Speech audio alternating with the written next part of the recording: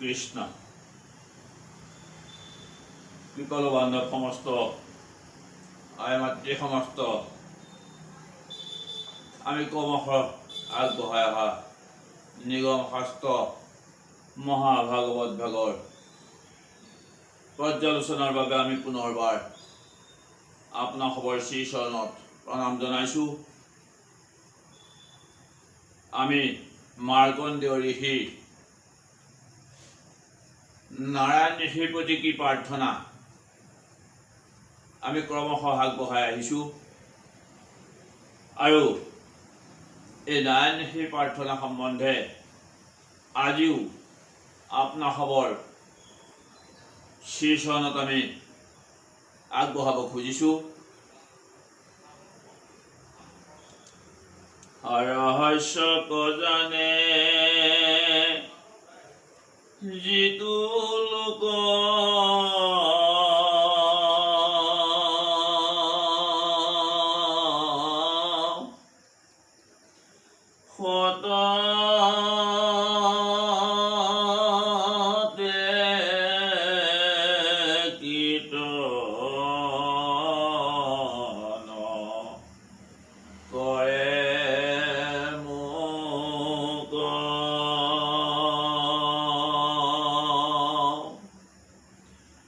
ধৰি দৃঢ়ব্ৰত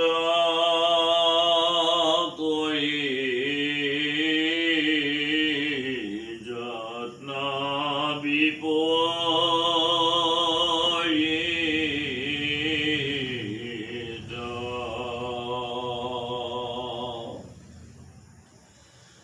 মোৰ সৰ্বোত্তম দুই পাৱে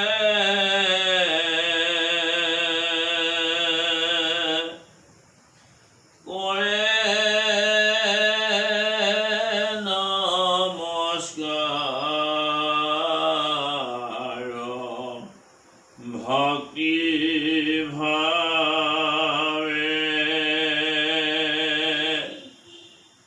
তাৰে মোৰে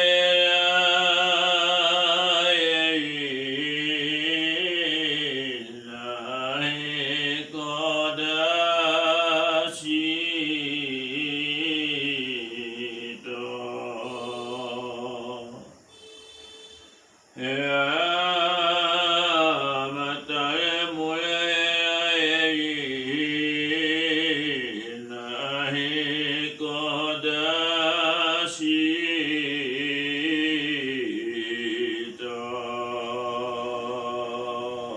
কৃষ্ণ মাৰ্কণ্ডেয় ঋষিয়ে নাৰায়ণ ঋষিক তেওঁ কঠোৰভাৱে যি তপস্যা আৰম্ভ কৰিছে, তেওঁ একমাত্ৰ ভগৱন্তৰ চৰণ দৰ্শন উদ্দেশ্যে তেওঁ এই দৃঢ় ব্ৰত পালন কৰি তেওঁ তপস্যা আৰম্ভ কৰিছে। তেওঁনো কি প্ৰাৰ্থনা কৰিছে, তেওঁনো ভগৱন্তৰ চৰণত কি নিবেদন কৰিছে, আমি সেই আলোচনাকে আগবঢ়াব খুজিছো। মাৰ্কণ্ডেয় ঋষিয়ে কৈছে যে আমি কাঠৰ পুতলাৰ দৰে আমি সকলোৱে জানো আমাৰ এই জড় দেহটোৰ কথা, আৰু এই জড় দেহটোক মাৰ্কণ্ডেয় ঋষিয়েও কৈছে যে আমি সকলোৱে কাঠৰ পুতলা, আৰু এই কাঠৰ পুতলাবিলাক তুমিয়েই নচুৱাই আছা। যিজন ভকতে তোমাক কায় বাক্য মনে চিতে একান্ত মনে তোমাক শৰণ লৈছে, তোমাক চিন্তা কৰিব পাৰিছে, তুমি সেইজনকে পৰম বান্ধৱ বুলি ভাবিছা। যেনেকৈ পুত্ৰৰ ওপৰত পিতৃৰ যি স্নেহ, ঠিক তেনেকৈ তুমিও সকলো ভক্তৰ প্ৰতি কোনো ভিন পৰ ভাৱ নাই, আপোন পৰ ভাৱ নাই, তুমি সবাৰ প্ৰতি সেই সমভাব দৰ্শন কৰি আছা।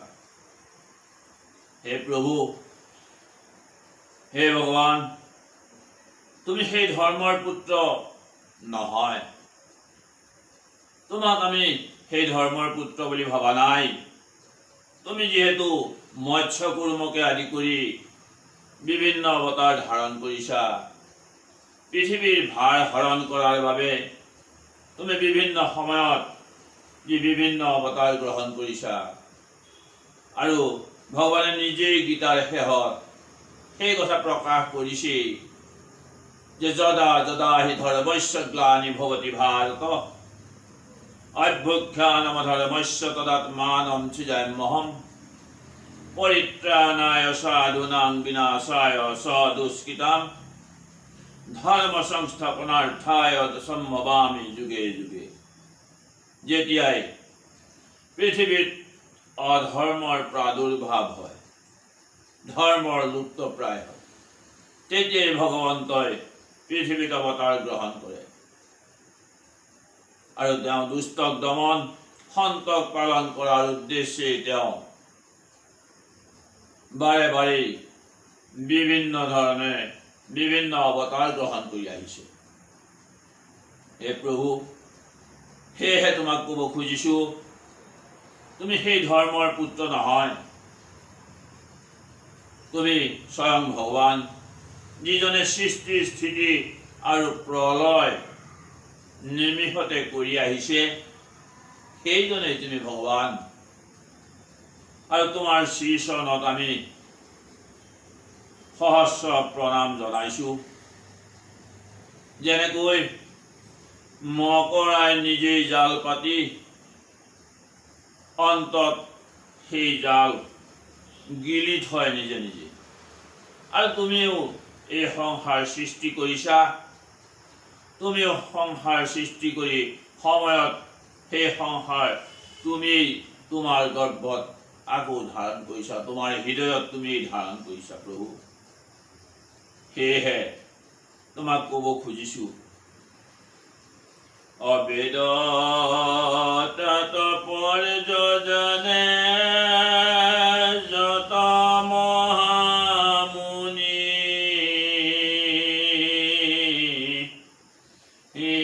ঈশ্বৰ নৰ মাত্ৰ কথা থাকে শুনি। এই বেদৰ তাৎপৰ্য, যি বেদ তোমাৰ নিশ্বাসতেই বাহিৰ হৈছিল, সেই বেদৰ তাৎপৰ্য যিসকলে জানে, সেই বেদৰ তাৎপৰ্য যিসকলে জানে, তেওঁলোকে একমাত্ৰ তোমাৰ এই শ্ৰীচৰণ তেওঁলোকে চিন্তা কৰি আছে। গতিকে হে প্ৰভু, তুমি মোক দৰ্শন দিয়া। তোমাৰ অবিহনে এই সংসাৰ চৰাচৰ জগত সকলো শূন্য। গতিকে হে প্ৰভু, যেন মতে পাইকে পৰমাৰ্থ ইয়াত পৰে নজানয় পৰ পুৰুষাৰ্থ। তাকেই আমি পুৰুষাৰ্থ বুলি ভাবিছো। তোমাৰ শ্ৰীচৰণ চিন্তা কৰি, তোমাৰ চৰণতে একান্ত শৰণ লৈ আমি তোমাৰ পাদপদ্ম পাবৰ চিন্তা কৰিছো। তুমি আমাক দৰ্শন দিয়া প্ৰভু। য'ত সত্যলোক পৰ্যন্ত তোমাৰ দৰ্শন অবিহনে, তোমাৰ কৃপা অবিহনে সত্যলোক পৰ্যন্ত কোনেও হাত এৰাব পৰা নাই। আৰু আমাৰ দৰে সামান্য প্ৰাণীৰ কি কথা? আমাৰ দৰে সামান্য প্ৰাণী, আমি তোমাৰ চৰণ অবিহনে তোমাৰ চৰণ পাবৰ যোগ্য নহওঁ। তথাপি তোমাক আমি কাতৰ প্ৰাৰ্থনা কৰিছো। আমাক কাল সৰ্পই যিহেতু দংশন কৰি আছে, গতিকে তুমি মুখ্যদাতা হিচাপে, তুমি এই পৰম পুৰুষ হিচাপে আমাক তুমি কৃপা কৰা। হে প্ৰভু, জগত উদ্ধাৰে তোমাৰ স্বামী ইয়াত পৰে কুশল নাজানো আৰু আমি। এই জগত যিহেতু তোমাৰ কটাক্ষ দৃষ্টিতেই নিমিষতে লয় হ'ব পাৰে, নিমিষতে সৃষ্টি হ'ব পাৰে, গতিকে তোমাৰ অবিহনে আমাৰ কুশল কামনাৰ আৰু কোনো ৰাস্তা নাই, গতিকে তুমি আমাক কৃপা কৰা। সেয়েহে এই মিছা দেহ মিছা গেহ সকলো আমি ত্যাগ কৰি একমাত্ৰ তোমাৰ শ্ৰীচৰণত আমি শৰণ গ্ৰহণ কৰিছোঁ। আৰু এই মায়াৰ পথ সকলো ত্যাগ কৰি আমি একমাত্ৰ তোমাৰ শ্ৰীচৰণ কামনা কৰিছোঁ। তুমি যেনেকৈ লীলা অৱতাৰ ধৰি তোমাৰ লীলা দৰ্শনৰ অৰ্থে তুমি যেনেকৈ তিনি গুণত তিনি মূৰ্তি প্ৰকাশ কৰিছা, সত ৰজ তম তিনি গুণেৰে তুমি তিনি মূৰ্তি যেনেকৈ সেই একেজন ভগৱন্তই তুমি যেনেকৈ তিনি মূৰ্তিয়ে আমাক দেখা দিছা, গতিকে সেই তিনি মূৰ্তিৰ ভিতৰত সেই সাত্বিক মূৰ্তিকেই যিহেতু ভকত সমস্তই অহৰ্নিশে চিন্তা কৰি আছে, তুমিও আমাক সেই সাত্বিক মূৰ্তিৰেই দৰ্শন দিয়া। যাহাক ভজিলে বৈকুণ্ঠত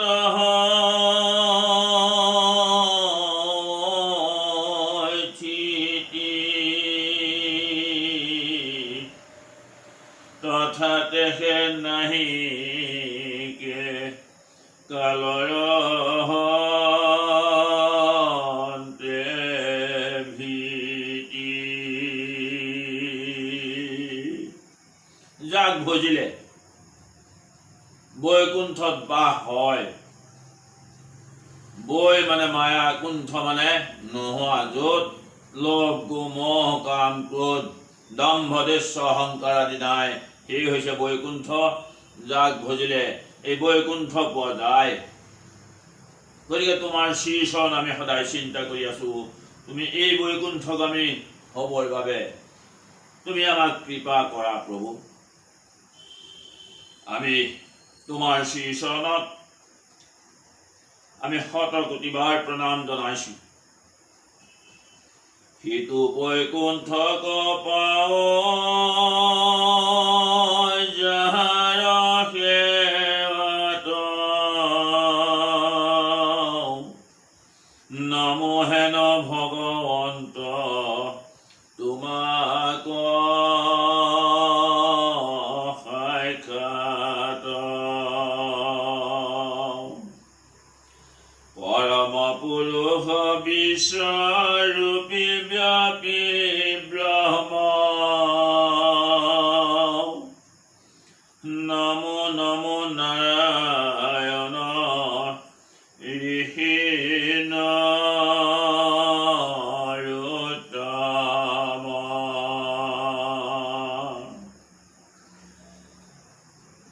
যিজন ভগৱন্তই সেই বৈকুণ্ঠক আমি পাবৰ বাবে, যিজন ভগৱন্ত আমাৰ পথ প্ৰদৰ্শক, যি ব্ৰহ্মৰূপী সনাতন বিশ্বব্যাপী যিজন পৰম পুৰুষ, তুমি এই বিশ্বত ব্যাপী আছা, সমস্ত চৰাচৰ জগতত তুমি ব্যাপী আছা। সেইজনেই নাৰায়ণ প্ৰভু নাৰায়ণ ঋষি, তুমি আমাক দৰ্শন দিয়া।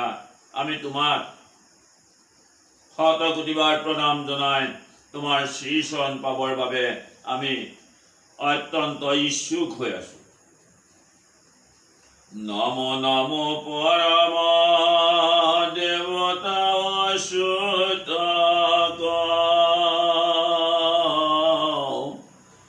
নম নম শুদ্ধ বেদ পথ প্ৰৱৰ্তক, নম সৰাসৰ ৰূপী ব্ৰহ্ম অৱতাৰ, অগতিৰ গতি প্ৰভু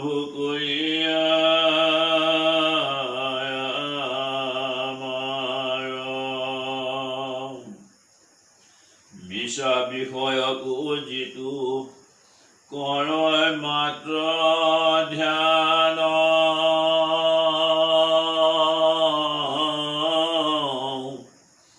আচাৰি বেদ পঢ়ন্তু নুপজে তাৰ জ্ঞান যদ্যপি সুহৃদ তুমি আছা হৃদয়ত নজানে তথাপি তাতো নুহিকা বেকত। তুমি যিহেতু সৰাচৰ ব্ৰহ্মত তুমি বিৰাজ কৰি আছা, হে প্ৰভু তুমি অগতিৰ গতি, তুমি আমাক কৃপা কৰা। আৰু যিসকলে মিছা বিষয়কে একমাত্ৰ ধ্যান কৰি আছে, মিছা বিষয়কে গলত বান্ধি লৈ সংসাৰ কৰিবৰ বাবে ইচ্ছা কৰি আছে, সেইসকলে চাৰি বেদ যদি অধ্যয়ন কৰে তথাপি তেওঁলোকৰ কোনো জ্ঞান অৰ্জন নহ'ব। যদিও তুমি সবাৰো হিয়াতে আছা, সকলোৰে হিয়াতে আছা, সেই কথা যদি উপলব্ধি নহয়, সেই অনুভৱ যদি, সেই ভকতি যদি নাহে, সেই অনুভৱ যদি নহয়, সেই ভকতিৰ গভীৰতালৈ যদি যাব নোৱাৰে, তেতিয়াহ'লে চাৰি বেদৰ জ্ঞান হ'লেও তেওঁ তোমাৰ চৰণ দৰ্শন পাব নোৱাৰে। তুমি তেতিয়াও সেইজন ভকতক তুমি দেখা নিদিয়া। আৰু যিজনে সদায় বেদ পঢ়িয়ে আছে, তেওঁ সেই মিছা বিষয়ৰ প্ৰতি যদি আকৃষ্ট হৈ থাকে তথাপি তেওঁ সেই জ্ঞান উপজিব নোৱাৰে। তোমাৰ মায়াই সকলোকে আৱৰি ধৰি আছে। বেদেহে প্ৰকাশে প্ৰভু তোমাৰ ৰহস্য, বেদ তাৎপৰ্য জানিলেহে হোৱা বৈশ্য। বেদে তোমাৰ সকলো তাৎপৰ্য, তোমাৰ ৰহস্য প্ৰকাশ কৰিছে। যিহেতু বেদ তোমাৰ মুখৰ বাণী, সেই বেদেই তোমাৰ ৰহস্য প্ৰকাশ কৰিছে। গতিকে সেই বেদ যিজনে জানে তেওঁহে তোমাক তোমাৰ শ্ৰীচৰণত শৰণ ল'লে তোমাৰ স্বৰূপ দৰ্শন কৰিব পাৰিব। যোগ সাংখ্য চিন্তই যিটো তেজীয়া সেৱা ব্ৰহ্ম দিও হয় মোহন পায়াতো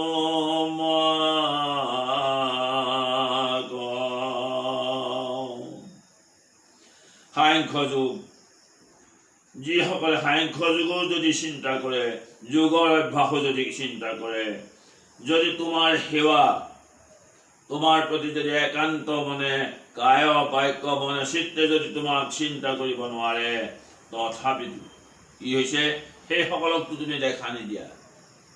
য'ত ব্ৰহ্মাকে আদি কৰি দেৱতাসকলো তোমাৰ মায়াতেই মোহ গৈ আছে। তুমি সি কৰুণাময় পুৰুষ পুৰাণ,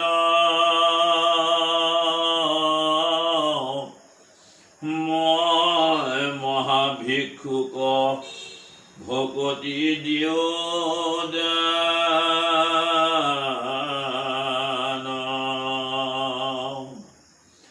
তোমাৰ চৰণে ৰতি মিলো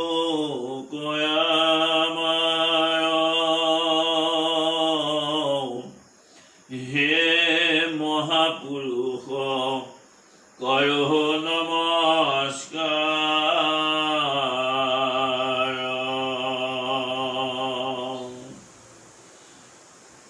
তুমি কৰুণাময়, তুমি এই জগতত তোমাৰ ভক্তক কৰুণা কৰিব পৰা একমাত্ৰ তুমি।